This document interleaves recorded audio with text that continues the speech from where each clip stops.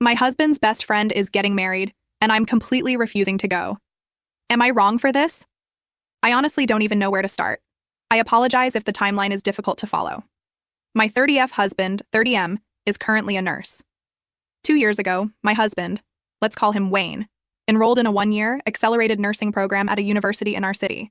This was a super intense program that basically shoved 4 years of nursing school into 1 year. The program is designed for people who already have an undergrad degree and have completed prereqs for the program.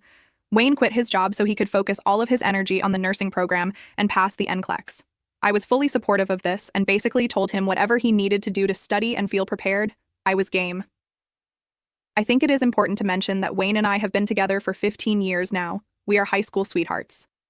During the first week of his program, Wayne met 2 other students and became friends with them. I will call them Bonnie, 27F, and Gail, 28F. The 3 of them became fast friends and quickly made a habit of studying together every single day for almost a year. They would take turns going to each other's houses for study sessions. The majority of the time, the 3 would be at our house because it was somewhat in the middle between their houses and the university. Since I worked during the day, they could study all day if they wanted. I also really liked Bonnie and Gail. Eventually, we all became friends, and Bonnie's boyfriend, Dan, 27M, and Gail's girlfriend, Tanis, 28F, would come over for dinners. Before anyone asks, I had absolutely no issue with Wayne befriending women or spending time with them. Wayne and I are best friends and have a very secure relationship. I trust him completely. Not to mention, Bonnie and Gail were also in relationships, so it was no big deal. Eventually, Wayne and Bonnie even helped Gail work through some of her relationship drama and helped her break up with Tanis. The get-togethers became smaller after that because Tanis was gone and Dan was working more and couldn't come. Fast forward to graduation, Wayne and Bonnie decided that they wanted to work in the emergency department, and Gail was going to work in a less intense area. Both Wayne and Bonnie got a job at the same ER, and their shifts would be similar, so they would be co-workers. We all thought this was awesome because that particular ER is in a tough part of town, and they see a lot of level 1 traumas. It's great that Wayne and Bonnie can debrief after shifts and vent to each other. Gail was forced to go on night shift, which was the opposite schedule of Wayne and Bonnie. Over the past year, Wayne and Gail haven't really spoken. Wayne rationalized that they both got really busy and just lost touch. Bonnie still spoke regularly with Gail. Around this time, Dan proposed to Bonnie. This was a long time coming, and we were all very happy for them. Bonnie said that Wayne and I were definitely invited and it was going to be so much fun. The happy couple eventually told us that the wedding would not be in town, but take place in a state far away, easily 12 to 13 hours drive or a flight away. While that would be a lot of money for us, we said that we would do our best to come. Bonnie asked Gail to be a bridesmaid, and we were super pumped because it would be like a small reunion. At this time, I found out I was pregnant. We had been trying for a while, and we were so happy. It would work out great because our baby boy would be approximately 9 months old at the time of the wedding. Old enough that we could leave him for a day or 2 with my parents to go to the wedding. Fast forward to last week. On Tuesday, Bonnie hand-delivered Wayne our invitation to their wedding. I was able to request off work, and we've been slowly saving money to travel for the wedding. On Friday, Bonnie pulled Wayne aside after their shift. Bonnie said that her and Dan had a really bad fight because Bonnie invited Wayne and I to the wedding. Wayne was very confused. Why would Dan be upset that we were invited? Bonnie then said, since Wayne, Bonnie, and Gail met in nursing school, Gail has been under the delusion that Wayne was in love with her. Apparently, Bonnie and Dan would talk with Gail almost every day and tell Gail that there was nothing between her and Wayne. Gail would insist that Wayne was in love with her. Bonnie would tell Gail that she was in the room when such and such happened, and there was nothing that happened. As time went on, Gail started to badmouth me to Bonnie and Dan. She would say that I was manipulative and I was mean to Wayne, etc. Gail started saying that she needed to break up with Tanis because Wayne and her were going to be together. Eventually, Gail thought that Wayne was going to leave me to be with her. Bonnie and Dan continued to tell Gail that she was crazy and nothing was happening. When Wayne told them that we were trying for a baby, Gail started a whole other delusion that Wayne and her were going to have kids. According to Bonnie, during one of our dinners when it was just the 4 of us, I said something that Gail then passed on to Dan. This was around the time of a school shooting where an AR-15 was used. For context, I was a teacher in an urban school district for 5 years. During those 5 years, I was in 5 lockdowns, one of which had an armed intruder. While I am not anti-gun, I feel very strongly about school safety and gun restrictions.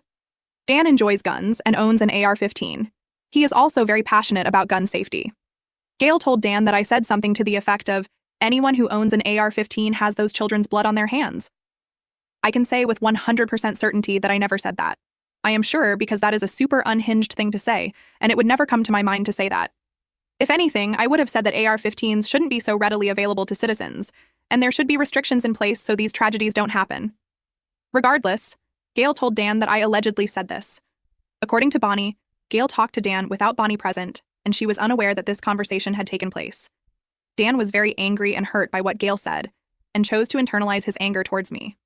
Apparently, Dan decided he no longer wanted to see Wayne and I, and lied about his work schedule so as to not attend dinners with us. It was not until a couple months after this that Bonnie invited Dan to dinner at our house, and he said, "Why would I spend time with those people after what they said?" Bonnie was confused, and then Dan told her what Gail told him. Bonnie told Dan that those words were never spoken and Gail was lying. By this point, Dan had convinced himself that I had said those things and didn't believe Gail would lie. When they graduated from nursing school and started working, they stopped hanging out as much because of their schedules. Gail took this as Wayne ghosting her and breaking up with her. Gail continued to badmouth me and Wayne. When Dan found out that Bonnie had given us a wedding invitation, he was livid. He felt that Bonnie went behind his back to invite us even though we hurt him. When Wayne reiterated this to me, I was shocked. We had been completely in the dark about this whole thing for 2 years. Bonnie had been acting like nothing was wrong. After almost every shift, Wayne and Bonnie talk on the phone. Not once has she even mentioned anything about this. Gail is still in the wedding party despite this. Dan still hates us. Bonnie wants Wayne and I to be at her wedding and says she can't get married without her best friend Wayne's there. Firstly, Bonnie has lied by omission for 2 years. Frankly, I don't trust Bonnie anymore. I am skeptical that we have all of the information and there isn't something more at play here. Secondly, I am offended that Dan would think that I said those things. And I'm shocked he would blindly believe Gail, especially after her delusions about Wayne. Thirdly, why would I want to go to a wedding where Gail is a bridesmaid? Who is to say she doesn't start something and cause a scene? Also, why would I want to spend thousands of dollars to travel to a wedding where I am uncomfortable? And I'm leaving my baby. While Wayne is as confused as I am, he still wants to go to the wedding. He has trauma bonded with Bonnie through work and values her as a friend. While I understand this, I cannot get over this. Bonnie is trying to talk to Dan and convince him that we are good people and Gail twisted everything. Honestly, after being left in the dark for 2 years, I don't want to have to convince anyone that we're innocent in this. If anything, we should be getting an apology from all parties. Wayne and I are currently still waiting to hear from Bonnie about her talk with Dan and Gail. As of right now, 5/21, Gail is still a bridesmaid and Dan still doesn't want us at the wedding. Am I wrong for feeling this way? What would you do? ETA. The term trauma bond is what my husband and Bonnie use all the time. That is how they described their relationship since working in the ER together. It is half said as a joke, half in truth. Wayne also expressed that he did not want to go to the wedding if Gail was there. The main reason being that we don't want to risk there being a scene and potentially ruining Bonnie's wedding. Bonnie has also mentioned that she is considering removing Gail from the wedding party, but she is afraid to do that because she doesn't want to trigger her or cause her to spiral or hurt herself. Gail has also been going through some mental health crises over the past year, which contributes to Bonnie being hesitant to ask her to bow out. I am not defending Bonnie or Gail, but understand Bonnie's hesitation. ETA 2. I am not currently pregnant.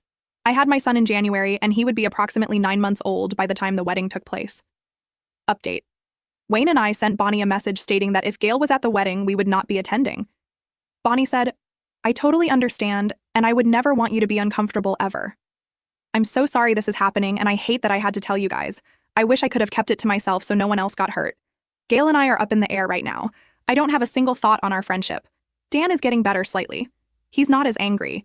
Or I should say his anger has shifted to Gail, but he's still frustrated. Now we know that she would have never told us. I haven't talked to Wayne yet to see how he feels about this." Update 1. Thank you all for the thoughtful and blunt responses.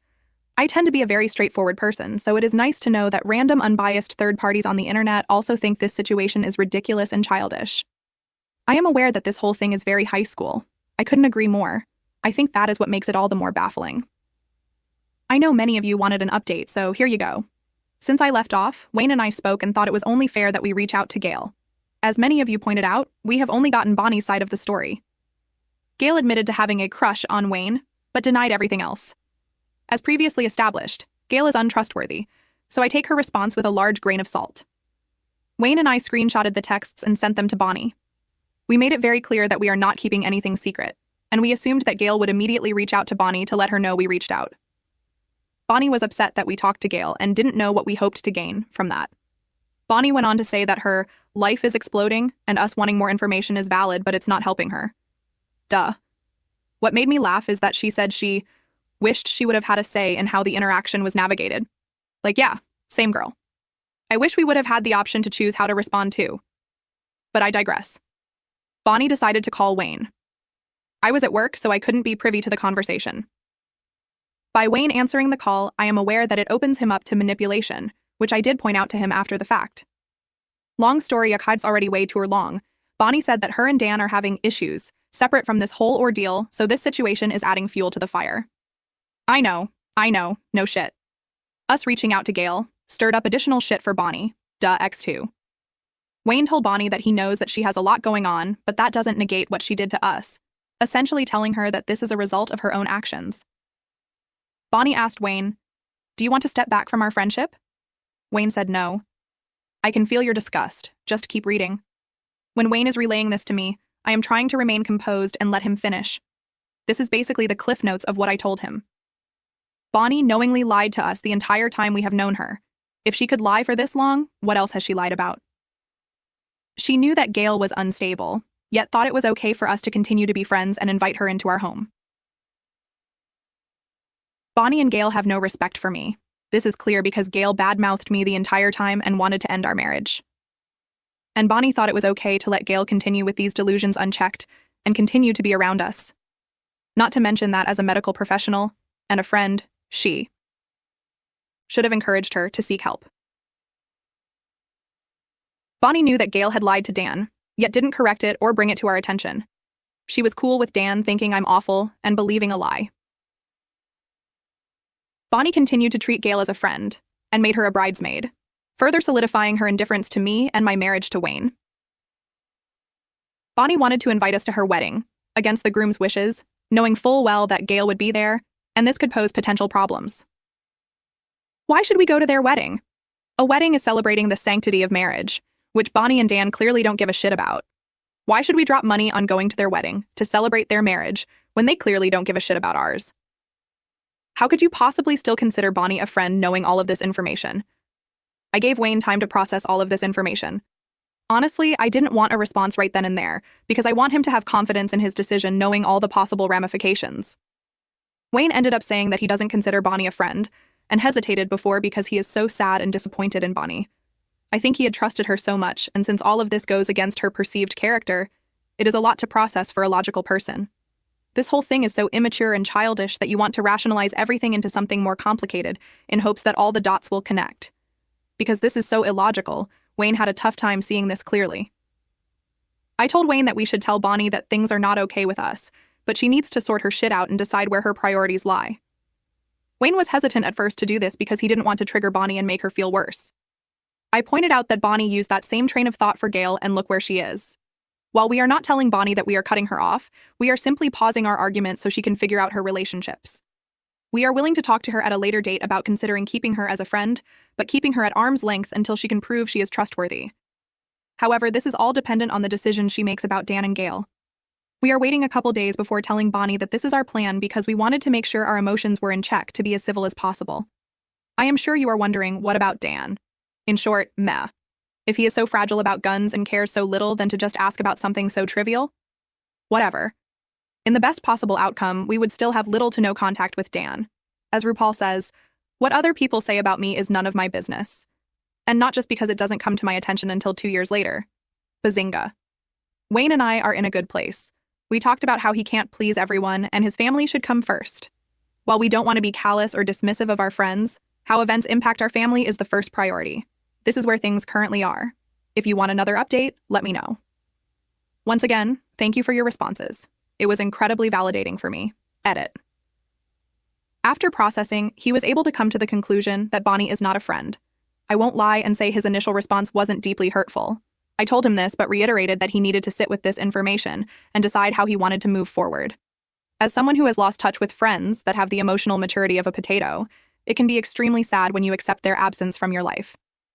I doubt many people will understand this reference, lol.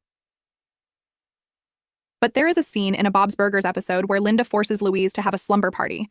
Hilarity ensues, and Tina and Jean end up being human shields during a pillow fight. Tina says, "Is this your first time being used as a human shield?" Jean said, yeah. Tina responds, this is my third time. You're doing great. In terms of dealing with petty dramatic people, this isn't my first rodeo. Unfortunately, Wayne sees life through rose-colored glasses and always sees the absolute best in people. Does this make him naive at times? Sure. Does this make him a wonderful friend and partner? Absolutely. Is it incredibly frustrating when he needs to overanalyze situations and then eventually come to the same conclusion that you, a cynic, came to hours earlier? Yep.